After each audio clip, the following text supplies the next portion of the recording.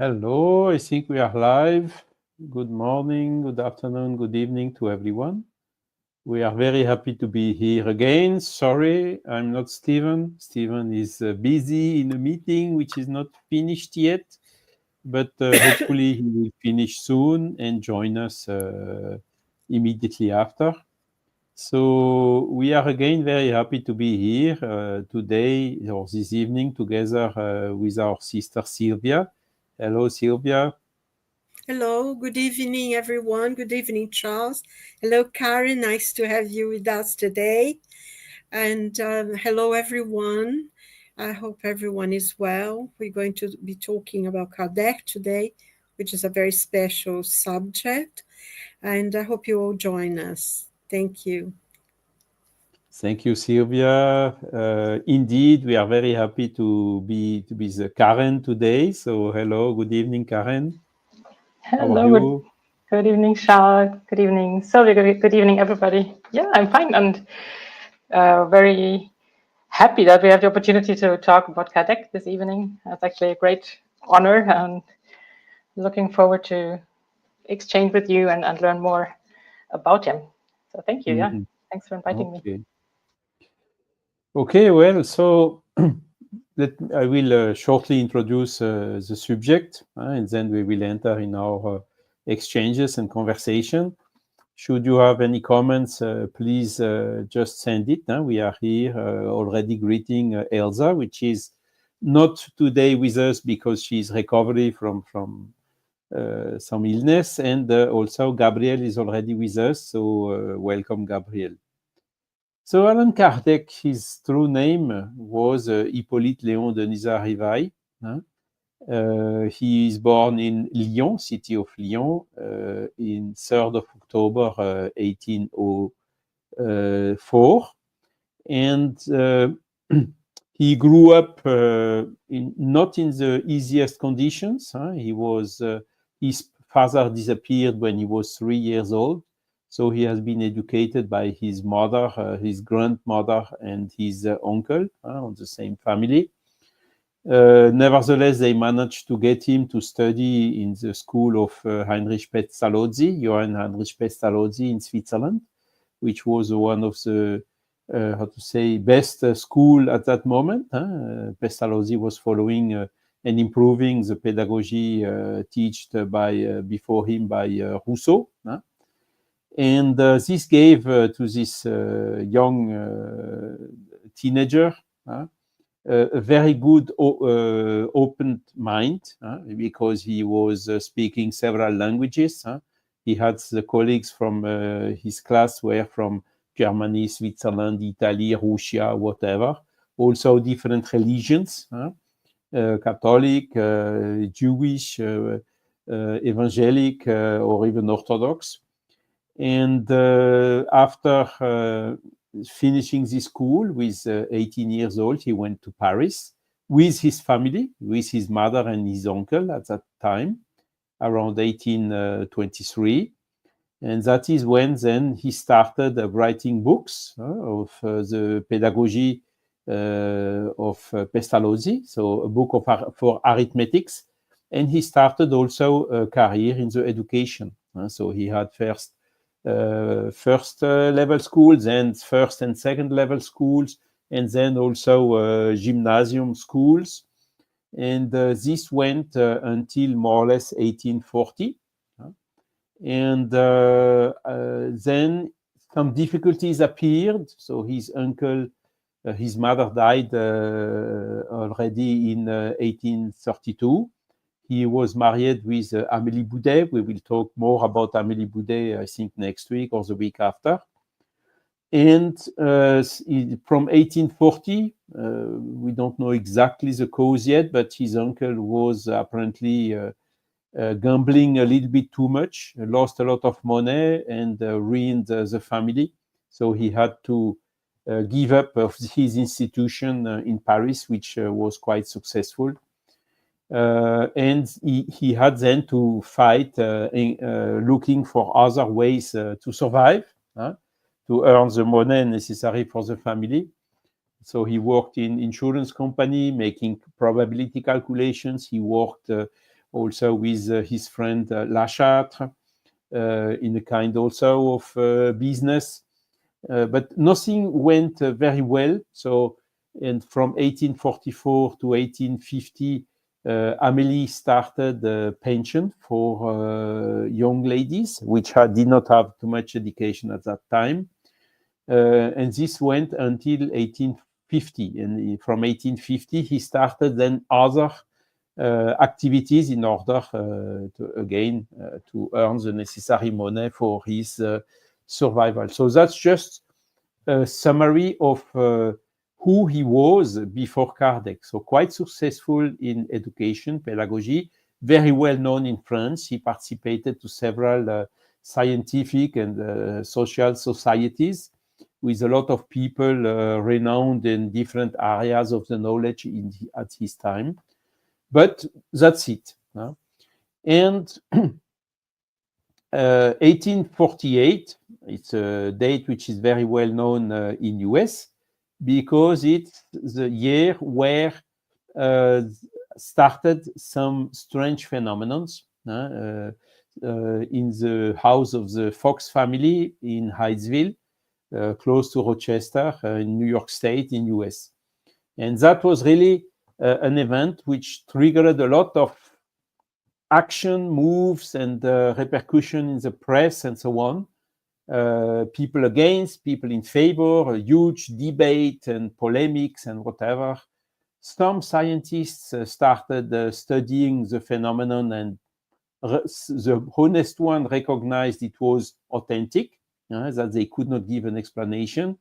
But how to say, this effect was spread around the world. And in France, a couple of years later, in 1850, started a new fashion, the fashion of the turning or dancing or talking tables. That was then a fashion in the salon where the people were inviting other persons and had to make something exotic to attract them, and so on. So it was more entertainment than really something serious. And it was in 1854 that Hippolyte Rivail heard for the first time talking about this phenomenon. At least maybe he heard before, but from that time he started paying more attention to it. First, it was a colleague of him talking, yes, the tables are moving. Yeah, why not? The table can be moving. We know the physics, effects of electricity, electromagnetism, and so on. So why not? And then the same came and said to him, not only the table are not only moving, but they are also answering to questions. And then Hippolyte said, this I do not believe. I will only believe if I see where the table has a brain or something. So he was just disbelieving. And a couple of times later, another person came to him, another friend of him, talking much more seriously about this. And he again continued skeptical. But that fellow told him, look, if you want, I invite you, you can come that day, that time, to assist yourself to the phenomenon. And he accepted, because his friend was more serious than the first one. So that was in 1855, where he saw this phenomenon. So he immediately came to the conclusion also that the phenomenon is authentic. He had the sense of observation from the pedagogy of Pestalozzi. And not only the phenomenon was authentic, but he also saw that, yes, the table is not only moving, but it is also giving answers, answering to questions. And the answers are quite wise and sometimes totally surprising and out of any preconception of any of the participants to the meeting where these phenomena were organized. So that he had the intuition, because at the end he reincarnated with a mission which was this one. Okay, time has come. I will now investigate this deeper and try to understand what happened, what is happening, and what is hiding behind these phenomena. Okay, so this is exactly where you have to be wise, because the people which are frivolous, for instance, are just driven by curiosity or by entertainment or something else, hoping some miracles or whatever. But he approached the things, the phenomenon, with the feet on the floor. So he told, yes, this is an intelligent effect. It must have an intelligent cause. And I will now investigate seriously to try to find out what this cause is. And this is how it started. So he participated to several meetings which were organized. At a given point in time, the people saw he was serious, so he managed to organize himself, to lead himself the meetings, asking questions, checking the questions and answer who came already, looking if it makes sense.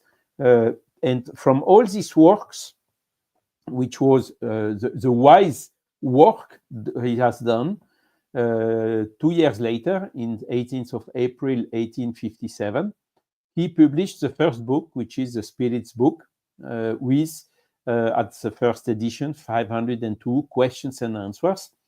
And when you read the Spirit's Book, you see that it is really embracing a complete philosophy, rational philosophy, without any inconsistencies, covering not only the physical principle or the principles like God, how the creation of the universe, but also the soul, the physical world, the spiritual world, and the interaction between the spiritual world and the physical world.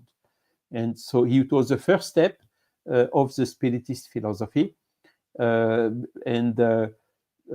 When a lot of people just went, see, and then went away, and no, he had the persistence to go and observe all these phenomena, study them with real scientific methods in order to draw all the conclusions out of it. So that's how it started. So I think I will stop here now and hand over to one of my colleagues, Karen or Silvia.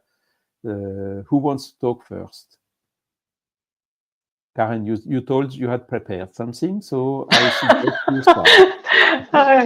My time of preparation was especially long this evening. No, but I could listen to you talking about Kardec for hours and about his personality and the way he developed and prepared the Spiritist teachings for us, or put them in order. And what really struck me is the way he approached those new phenomena at the time. Having had a very good reputation already as an educator, and he, as you said, he looked at it in a very rational way. So saying, yeah, there is an intelligent effect, so it must have an intelligent cause. He didn't just say, I don't believe in it, so it doesn't exist. But he saw there is something happening that you cannot explain with anything that was known at the time. So he took the approach of, okay, let's investigate it on a scientific level. And he was humble enough to do that. He wasn't afraid of his reputation suffering from that. Because as he said, his life or his conditions weren't that of a rich man. So he had to kind of get his life organized, but he wasn't afraid to go forward, investigate, and take this approach that he had learned in his previous studies, also for a very new phenomena.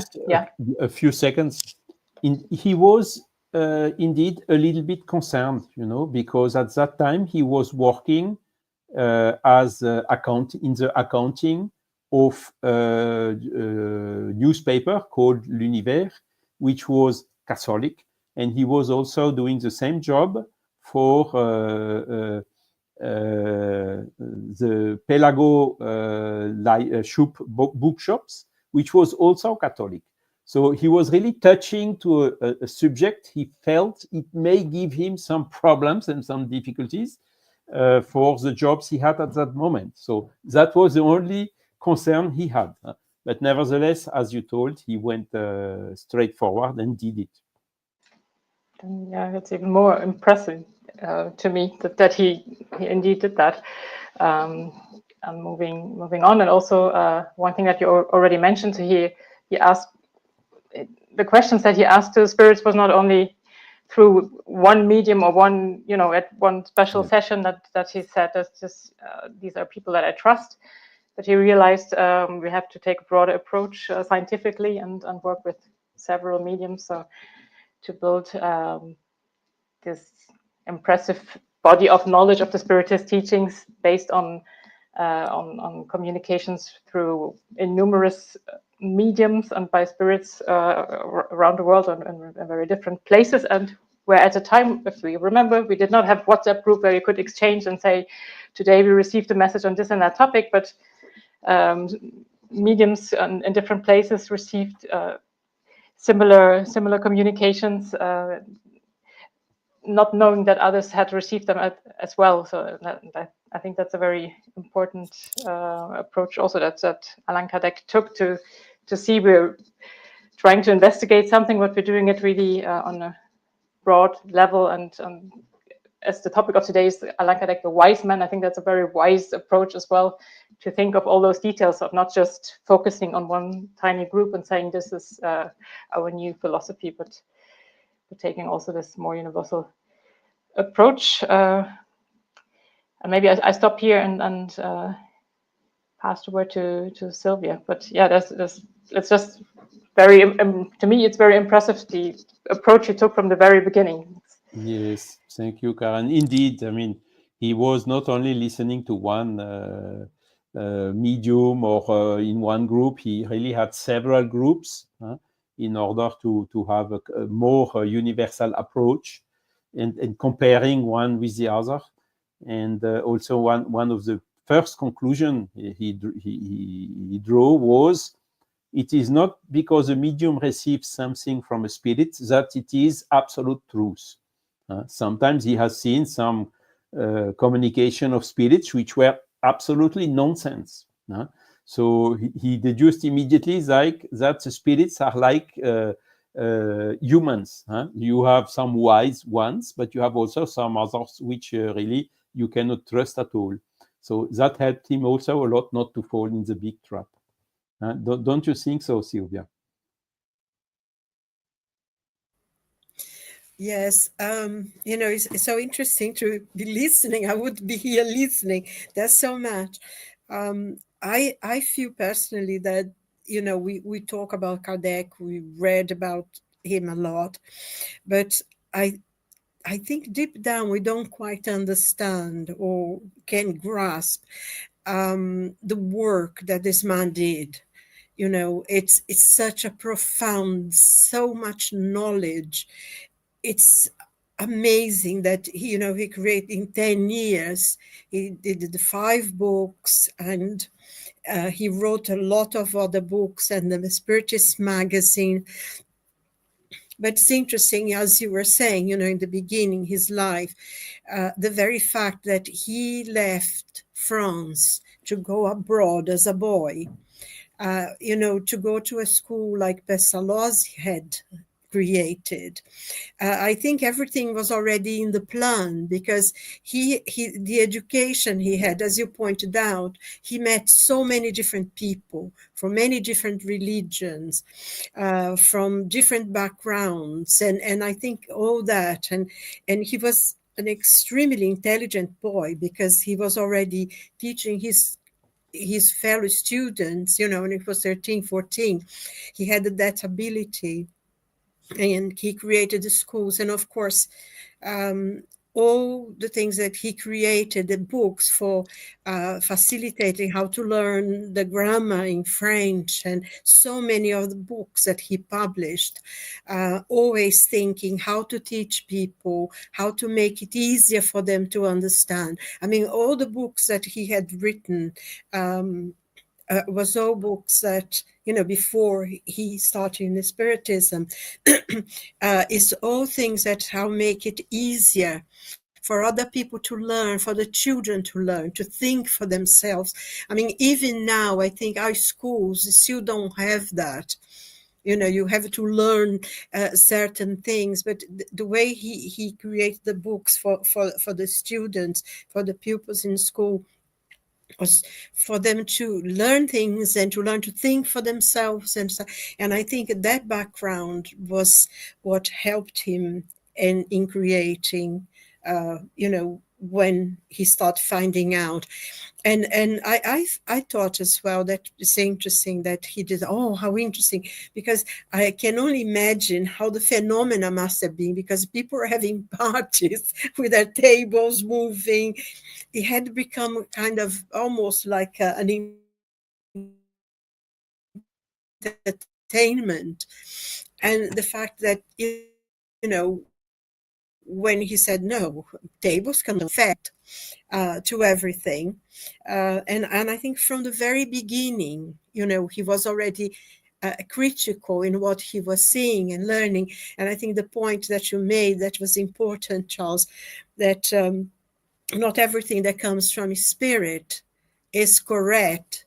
So I think that from the very first instant, that Kardec always had a very logical, very methodical way of analyzing, and the fact that he created all the questions that, and distribute them to different people, different mediums, and compared all the answers to see which ones were correct, which ones, were with the other.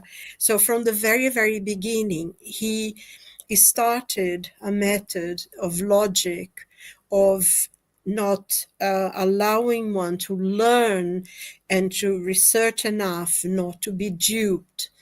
And I think, now we who are blessed with the knowledge that he was able to put together and create for us, and this, his legacy, it's forever. I mean, the Spirit's book, I find it's every time you open it, you've read this many times, but every time I look, oh my God, this is new. I can't remember that. I don't remember I read that before. Then I go to my book and I have notes made, because every time you learn something new, isn't it? It's such an incredible piece of learning and research that, and also I feel that it gives you that impetus to go and learn more, to research something else. There is never end to that. The more you learn, the less you know, so you have to learn more and more and more.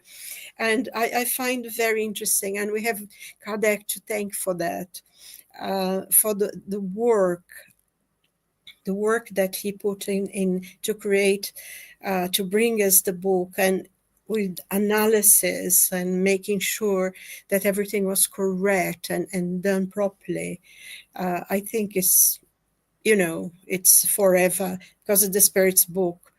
It has knowledge that we have not known. We don't know yet. Even now, even our science is progressing and everything is still learning. And I find as well that there are many questions in the Spirit's book, especially when he talks about the universe and, God. I mean, the whole thing about God being an intelligence, it was so challenging for everything that was before, wasn't it? It challenges your knowledge. And sometimes I meet people who still have trouble with that. They cannot conceive of God being an intelligence. They always think that God has to be the image of man and that kind of thing. So we have to be so grateful for Kardec. Indeed. And I think, on one side, he touched two questions which were reserved of the religions. The soul, what's happening with the souls after dying, and all these topics were chasse gardée, as we say in French, exclusive. The religions had their dogmas, their teachings, and they did not see very, how to say, satisfactorily this new approach that Kardec brought to touch these subjects, but in another way, not through dogmas, not through things you have to believe it because it's written here or there, or because the Pope has said it or whatever. No, here you see there is an explanation behind. Here it is like this for this and that reason. So a totally different approach, going away from the blind phase and entering to the reasoned phase. You believe in something after you have understood it. That was always his approach. And on the other hand, he had also the scientific people against him, because they say he's not a scientist, these subjects are not relevant for science, the soul does not exist, God is metaphysics, so it's also not scope of science. So he's claiming studying scientifically this subject. So he had both religions and science against him. So another aspect of the wise man who was Kardec, he did not try to satisfy one or the other or to reconcile them. It was mission impossible. You see, even today, 170 years later, there is still science fighting against religions and vice versa. But what he did, he took the best out of the religion, which is the moral laws and the teachings, leaving apart all the dogmas, the hierarchical the sacerdotal hierarchies and all these things. He also took from the best out of science, which was the methodology, the positive methodology at that time of positivism with Auguste Comte, and just brought both together to study the subject of the soul using the best knowledge of the scientific methodologies that was available at that time. And so it's a revolutionary approach that still today is not understood, because as a spiritist today we go to a priest, he will say, oh, it's the devil, don't stop it immediately whatsoever. And you go to a scientist, he will laugh very nicely to say, oh, my poor guy, these subjects are not for science. This is everyone is free to believe in whatever he wants, but this has nothing to do with science. So this approach of Kardec was really revolutionary. Take the best of the one, the best of the other, put them together in something new, which he called Spiritism. And still today, this is not properly understood. And I wanted to mention also quickly, there is a professor of epistemology, so it's a philosophy of science, from the Federal University of Campinas in São Paulo, Brazil. And he made an investigation of the methodology Kardec used. And he determined that Kardec anticipated a lot some methodological principles who were only defined and codified more precisely in the 20th century through Imre Lakatos, through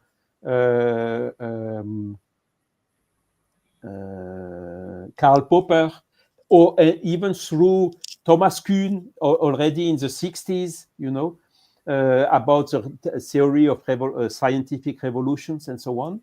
So all what Kardec did was anticipating all these methodologies that came only later. And when he compared the methodology used by Kardec, it's really fulfilling, even more than science itself a lot of time, because as I think Karen told it, I don't believe it, so it does not exist. This is what we heard so many times from scientists, but it's an absolute anti-scientific statement. The scientist should not discard something a priori without investigating. He needs to look to the natural phenomenon as they are without having preconceived idea. And this is exactly what Kardec did 170 years ago, and that still today, of course, not today, I must admit, 21st century, the things are changing slowly but surely. You have, for instance, the manifesto for a post-materialist science, where you had hundreds of scientists in the world signing a statement with some principles that there are a lot of phenomena that go in the way of showing that the human being is not only a physical body, that the conscience is not a produce of the brain, that is even the opposite. The brain is only transmitting the conscience, and that there is another reality in the human being and in the living being, which is the soul and the spirit in the spiritual realm. So this is starting now, slowly but surely, getting force. Yet the mainstream science stays in a dogmatic, that's the correct word, materialist paradigm. They say only matter exists. There is nothing out of matter in the universe, but they do not demonstrate it. It's just a dogma, a statement, an hypothesis that they take for their investigations, but with so many evidences showing that this is not true, that this paradigm is not complete. So Kardec was, 170 years ago doing what we just explained shortly, and still today, so he was 1 or 2 or maybe even 3 centuries above a front runner, running in front of the time, because it will still take sometimes until this will be recognized. So, of course, he wrote the Spirit's book. Another characteristic of the Spirit's book was he made the questions, but the answers came from the spirits. So it's not his personal ideas coming again universally through several mediums, several groups, and even through several countries in the second edition. So when he gets some feedback on the first one. And then he wrote the medium's book, which is how does mediumship works, what is working, what is not working, what care we should take, and so on. What are the different type of mediums, which is still today the best book, the most complete self-supporting book on this subject. He wrote also, as B wrote us in the chat, started with the Gospel according to Spiritism. So he took from the Gospel the moral teaching of Jesus, left aside all the polemic subjects, again, through the same approach, showing that the moral teachings given by Jesus, do unto the other what you would like the other to do unto you, or love your neighbor as yourself, and so on. All these big principles are totally consistent with the moral principle taught by the spirits, which is remarkable, and which are also consistent in all the religions worldwide, which is not, which are not an exclusivity neither from Spiritism nor from Christianity. Then he wrote Heaven and Hell, which is also a very interesting book, showing what makes sense and what does not make sense in all these questions of evil, angel, heaven, hell, and so on. With a lot of communications of spirit after this, showing what the people became as spirits depending on what they did during their life. And the fifth book he wrote was the Genesis, which was also complementing a lot of principles about God, about the transition period which we are passing right now, amongst many other subjects. So he did all this in 14 years. So that's also one sign of a wise man, because when you look all the pages he wrote, and of course with the help of spirits, but I would be totally incapable to do something like that. And principally revolutionary like this, quantum jump, how do we say it? A disruption in the existing concepts that are still today not understood. And he had this vision very crystal clear, as we can see it in these books. What do you think, Karen? Yeah, absolutely. It's impressive. I mean, who of us who, let's say, who spent the exact those 13 or 14 years studying Spiritism, who can say we fully understood everything that Allan Kardec wrote or have studied everything he wrote? I have not. So it's really impressive how, as you also said it, Silvia, we probably are far from understanding how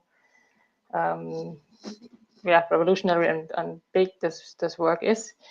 And as you talked about the scientific approach, Charles, and also what scientists said to what Allan Kardec had published, I also found it very interesting in the book, What is Spiritism?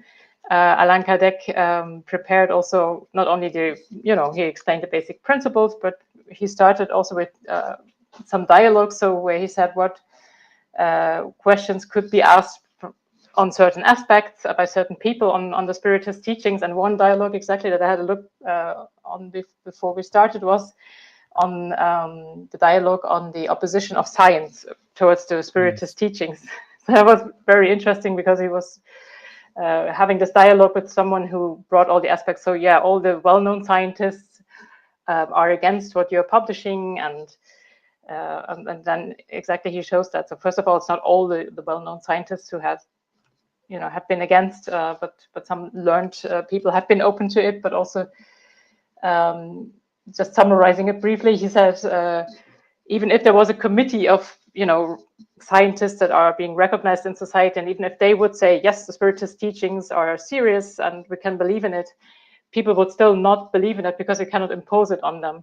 Everybody has to understand for themselves. We have to study for ourselves and understand those teachings, and then feel this makes sense for me and build my faith on it, and then I can believe because I have understood. And this is his reply. So even if scientists would state this is the new truth, it would still not be the new faith that everybody would have because you cannot impose it. So this also shows his how wise he was, and continues to be, knowing us very well and offering us all this knowledge to everybody who is interested in it can build their unshakable faith on those reasoned teachings. And then also, what I also found impressive is that he explains and how important it was to make it accessible for everybody. Everybody may perhaps not be in a position to understand all the texts that have been written, or not even have the time, but the basic principles. And also when he wrote the introduction to the Gospel according to Spiritism, he said these teachings are valid for everybody, and they show us which way morally we can approach and how to get there. So to find our moral path, and this is valid for everybody. So we don't need anybody who has to have the authority to teach us, but we can study for ourselves. So this is also something very important and revolutionary, I think. Exactly. The Spiritist is body of knowledge, is teaching, is not imposing anything. Everyone stays free to believe in it or not to believe in it, even if after understanding, So it's really one of the principles of the Spiritist teaching is the free will. So the Spiritist philosophy has to be consistent with this basic principle of the free will of the human being. Don't you think so, Silvia? Absolutely. I must say personally, I'm completely fascinated by the Spirit's book, because what he dealt with, I remember, because I always ask questions. I used to have friends, when we were teenagers. Oh, does God exist? Why are we here? What are we doing? We would spend hours. Sometimes we used to meet together and talk about this, God exists. Why am I here? Why am I alive? Where do I go when I die? And all that kind of thing. I mean, we're a completely crazy group, but the first time that I opened the Spirit's book and I started to look at the contents, I almost cried, because everything I ever asked was there, was answering, and I think the thing, you look at this book and it's completely scientific. The way it's written, the questions that were asked are so clear and objective. And the answers, well, from the spirits are very objective. And, sometimes it's just 3 words or very, very clear, no confusion or trying to re-explain. And hi, Stevan, Hey, and everything. But I think when, we're talking about science, Charles, I think this book is still far ahead of the science that we have now. When you think about when Kardec asked, is there void in a space? And the answer was this person, no, there is a kind of fluid that you cannot perceive. He was already telling us about, the cosmic fluid and all that, which only now is beginning to learn about dark energy, dark matter, and only 4 or 5% of the universe really is actually material. Everything else is in a different level, And actually, there is a question as well that he explains that you had a primitive fluid, a secondary fluid, and everything that's matter comes from the secondary fluid. Even now, I think we have some difficulty in understanding that, but 170 years ago must be completely beyond most people's understanding, isn't it? So I think the way he puts, he brings science and religion in a way that they are not in conflict with each other, but they complement each other. And I find as well how when he explained what makes you alive, one of the questions, what is life? And this person will explain to you what makes you alive, what gives matter life. That's something is still, we find difficult to understand. And also, when he talks about, I'm just looking, going through some of the pages, the biblical account of creation, how they explain the whole thing of the Bible, without any conflict, without being oh no, the Bible is all wrong, and this what we know is right, which science seems to do now. But he explains it. It makes sense. You're not, oh no, this is horrible, this is religion, you're ignorant if you believe this. No, he explains it in a clear, logical way. And you come to your own conclusions. I think Karen said that, and you did as well, Charles. We come to our own conclusions. We read this and we understand. And the way the book as well, the way he put the book, and the separation of the different things, the moral laws and the universe, how it is created, how we live in a world, why we're here, what happens after we die, and everything. So it's so complete in the understanding of human existence in the material world and also in the spiritual world.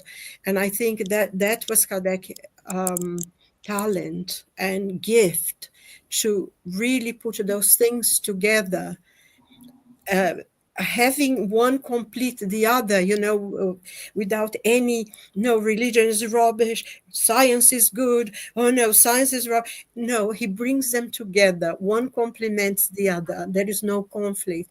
And I think it's one of the most wonderful things that the Spirit books brings to us, because there is a knowledge there that, challenges us all the time, our own points of view. And you don't need, I remember once actually hearing a conversation between 2 people that I knew and I loved very much, very scientific people. And they were talking about Spiritism because they had known about it. And they were saying to that, I can't understand. I mean, these people are scientists. They're talking about some of the doctors from army and everything, and how these people are scientists, hardcore scientists, and still they believe in spiritism, and they bring it together in some way. And I always found fascinating when I heard this story, the two of them talking, because they were learning about spiritism and said there is no conflict in what science teaches and what spiritism is teaching us. Because basically, what people call paranormal and, all the thing, this is outside of the normal, it's not, we'll have to is not. We learn that there are laws, they are basic nature, laws of nature that there are, and some of them we still don't know because it's still in the process of learning. And I think that's what the book does. And that is the work, I think, very much the work of Kardec in bringing this to our knowledge, to make us, even though you're not a scientist, you are able to understand it. And I find that was his gift. I mean, we'd never be able to thank him enough. I always say the only thing that, we can at least try to do is to try to live accordance, in accordance to what the book brings us and the knowledge that he gave us. I mean, he was so exceptional. He was an exceptional human being, absolutely one of the greatest. And one day he'll be recognized by all. It may take some time, but he will. But I mean, his humility, because as you were saying in the beginning, Charles, he had a lot of problems, didn't he? Yeah. And with people he knew, the schools he taught, wasn't it, Karen? He did have a lot of problems. And yet he was able to find within himself, the strength to continue. And I think, sort of thinking about this, when they had the art fair in Barcelona, in which the books were burned, and was for his own money, and he wasn't a rich man, he didn't have that. No. But I think if that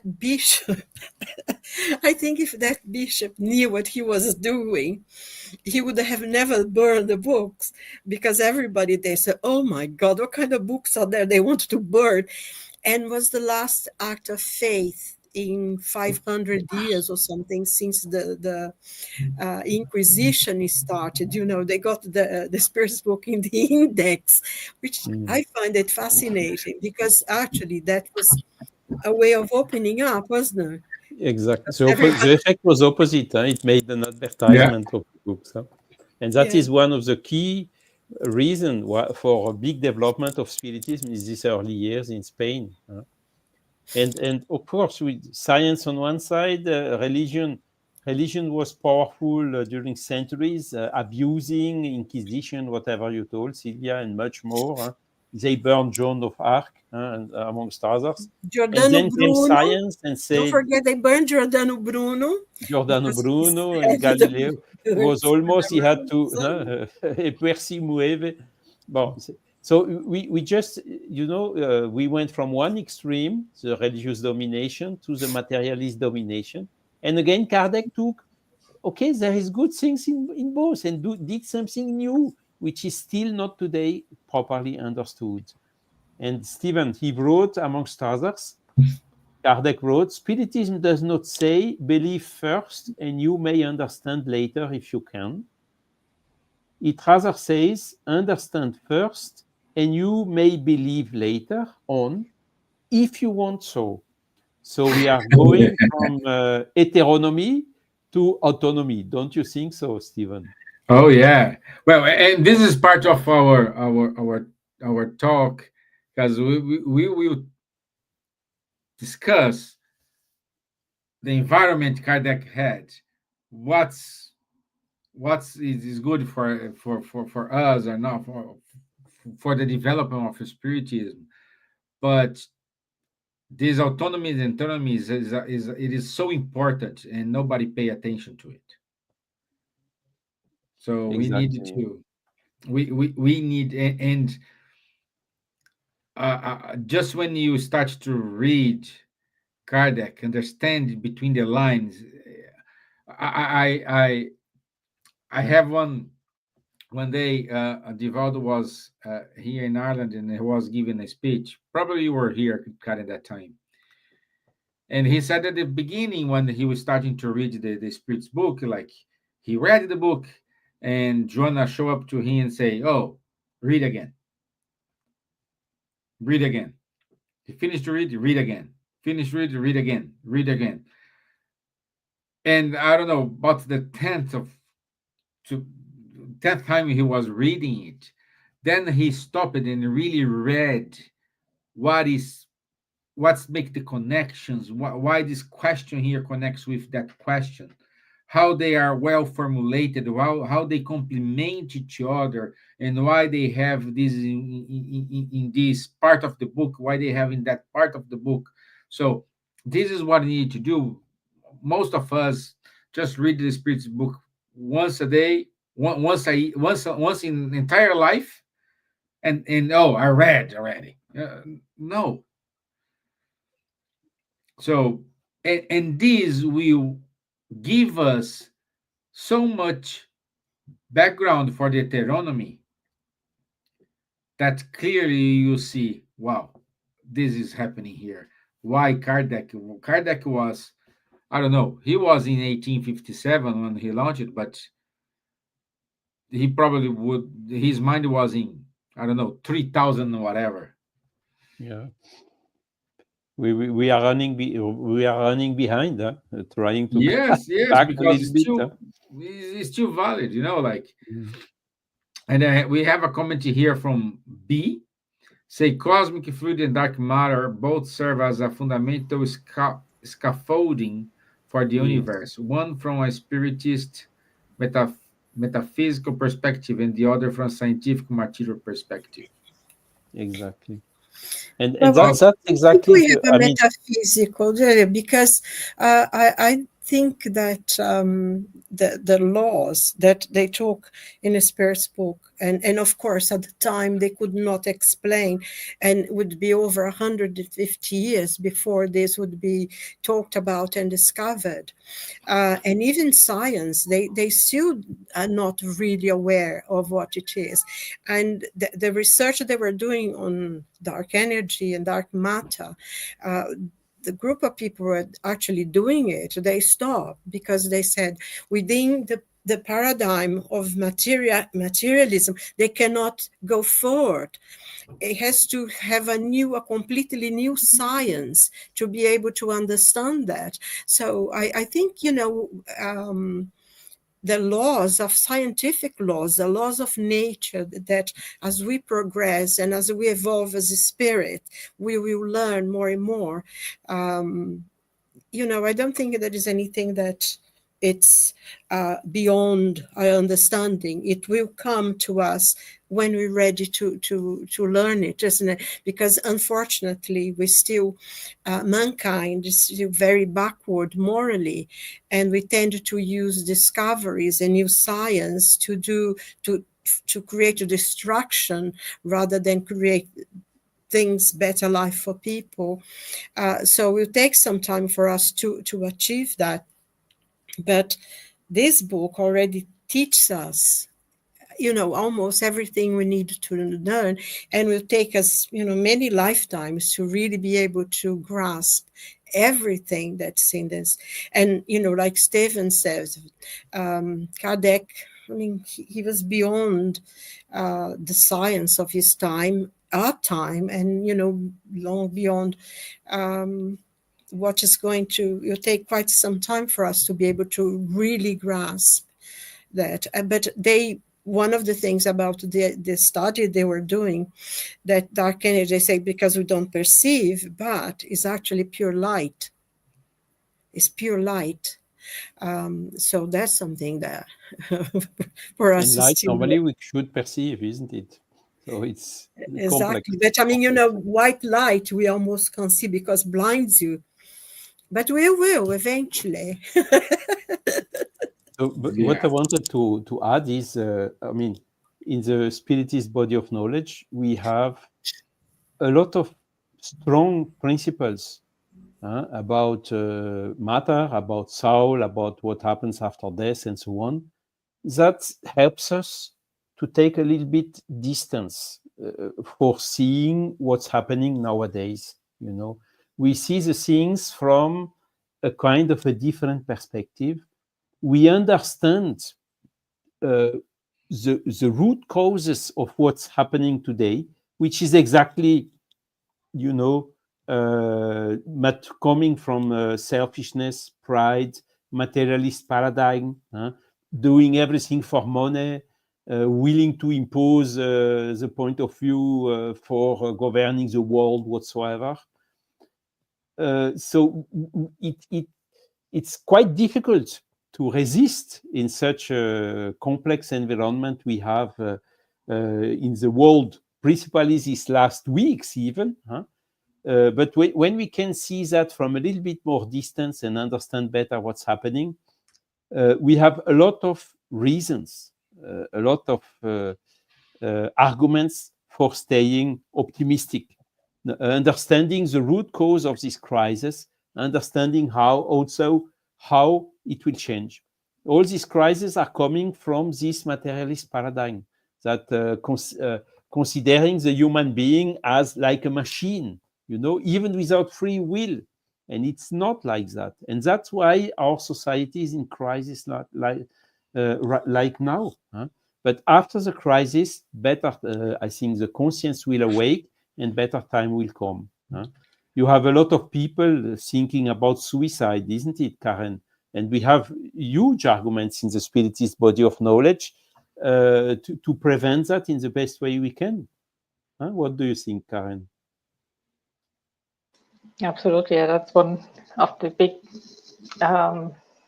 achievements that the Spiritist philosophy brings us, to show us that life continues, to explain us why we are suffering at the stage where we are in now, but also to understand that, first of all, the suffering will not last forever, that there's a reason for it, for a reason that needs to teach us something, but also to know we are not alone, neither here on the material level, but also learning that there are spirits like our guardian angels, mentors that help us, and just if we really understand those teachings, that really helps us to get the strength that we need to overcome the obstacles that we face. And there's this beautiful story that Allan Kardec once, when he was a little bit discouraged about how things, how the spreading of the Spiritist teachings did not go on that easily, and he was a little bit discouraged, as I understand, to continue his work. It was then when he received a little package that contained the Spirit's book when he opened it, and a little piece of paper thanking him for this book by having written it, or someone who wrote to him that this book has saved his life at a moment where he actually had thought about suicide. So this, and I think if more people get a chance to study those teachings, this will prevent suicide, indeed. I think that was a very good point, isn't it? That, we have proof of people actually read the book and it saved their lives, and they were able to write to Kardec and say, it saved their life. And now I'm sure that there's a lot of people who, I myself, I feel that it changed my life. Learning about this book, it has changed my life, the direction that my life was taking. And I think, in a way, we are all being touched by that, all of us. So I think if you out there that are listening to us today, joining, or will know about it afterwards, if you buy it, read it. You can get it in Amazon, in several languages. I suggest each and everyone to. Sorry? You can get it for free download in PDF. Exactly, yes, and you can get for free as well. Yeah, you can go to Kardecpedia. Kardecpedia does have this for free and in many languages. It translates in many languages as well. Exactly. So, yeah. I think, don't believe us. Go and search it Exactly. yourself. Yeah. That's the basic teachings of the spirits. Don't believe anything that's said. Go and search for yourself. That's the principle from Kardec. Reason of faith. Yeah. So, Stevan, I think we are approaching to the end of time. Yes. Yeah, let me share my screen here.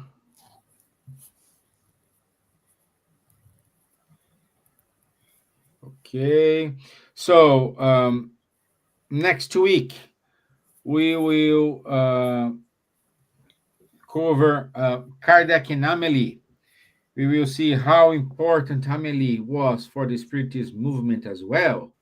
It's not just Kardec. Kardec was the front person, but we need to talk about the backstage as well. A lot of people were in backstage, and one of those people was Amélie. So next week, sorry, his wife. Which was his wife. Yeah. Okay. So next week, 12th of March, at 9 p.m. UK time. Also, in April, our friend Roberto Watanabe will give his talk about Ernesto Bozano. We invite everyone to go to Finland on 7 and 8 of June. We will have a special meeting there, especially for group works, experiences, sharing, discussions. Karen gonna be there, Mao gonna be there, Char's gonna be there, Silvia, I wish she's gonna be there, And 1 second, because my screen disappeared here.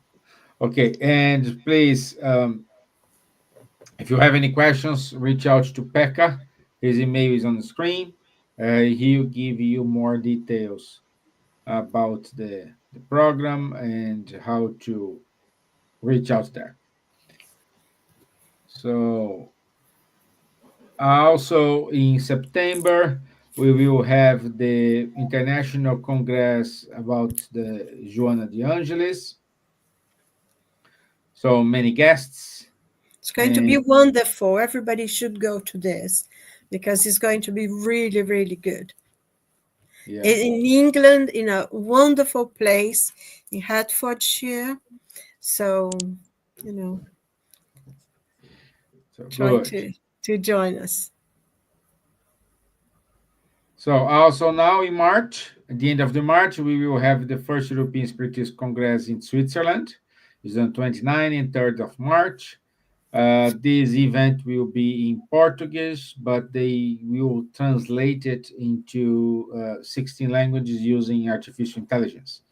So more details, go to festswiss.org and you get to know more about it.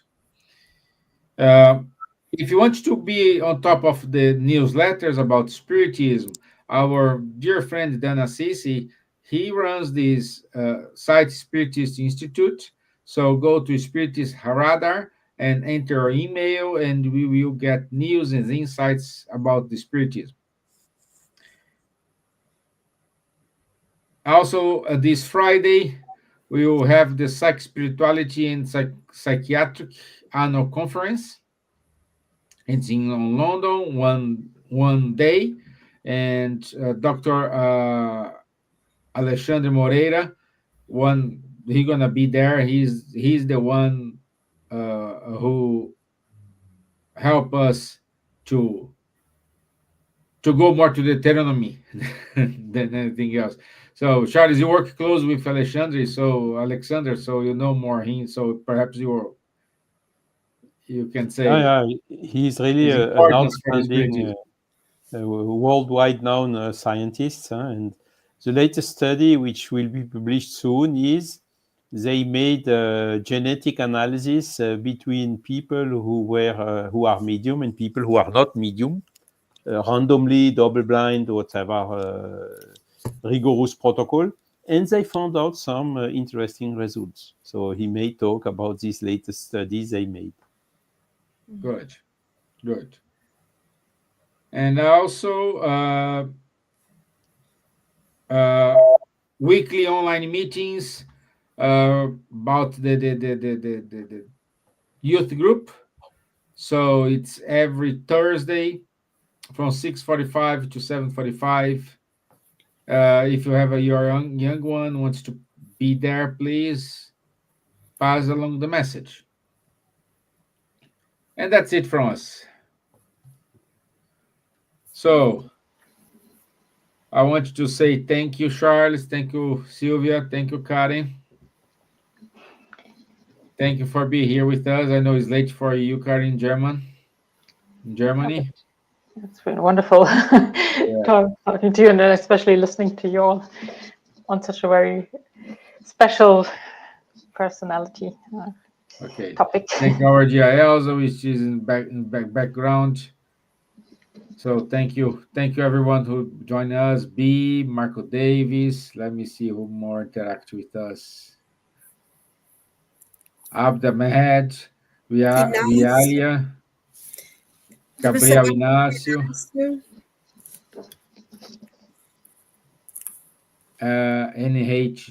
NGH. So a lot of people with us today. Thank you so much. And apology for being late. Thank you, Charles, for conducting the meeting. Thank you very much. Okay. Thank you I'll all. see you all next week. Thank you. Thank you, everyone. God bless. Thank you. Bye-bye. Bye.